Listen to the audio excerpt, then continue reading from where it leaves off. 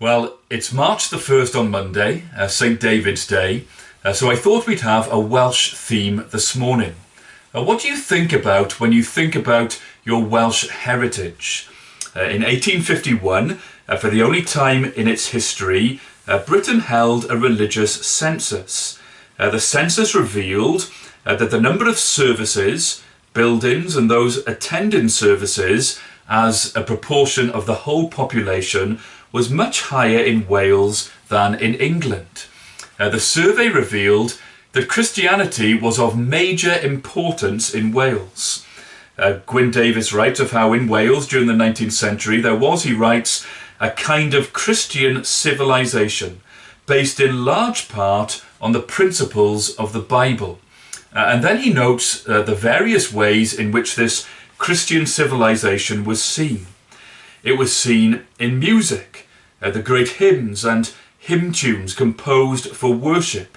It was seen in literature, not just theological books, but also history books, novels, poetry, magazines, the Welsh Encyclopedia, works of scholarship, Gwyn Davies writes, all linked closely to a belief in the all-embracing sovereignty of God.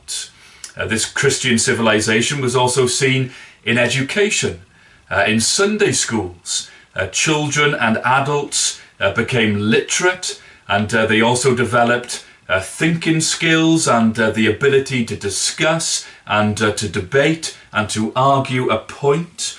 But educationally, there was also the college at Aberystwyth, established by the support of the nonconformist denominations. There was also a close sense of community in Wales.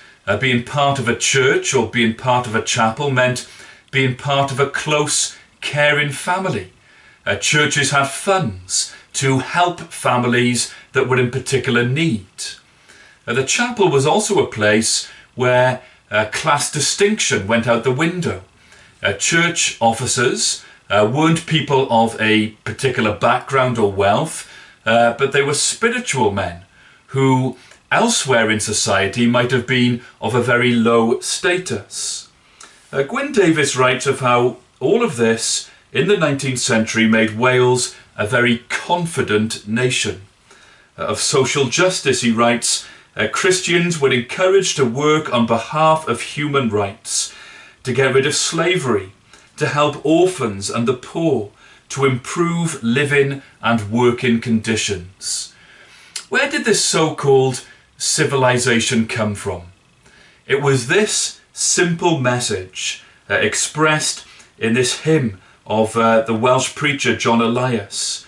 And was it for my sin that Jesus suffered so, when moved by his all-powerful love, he came to earth below.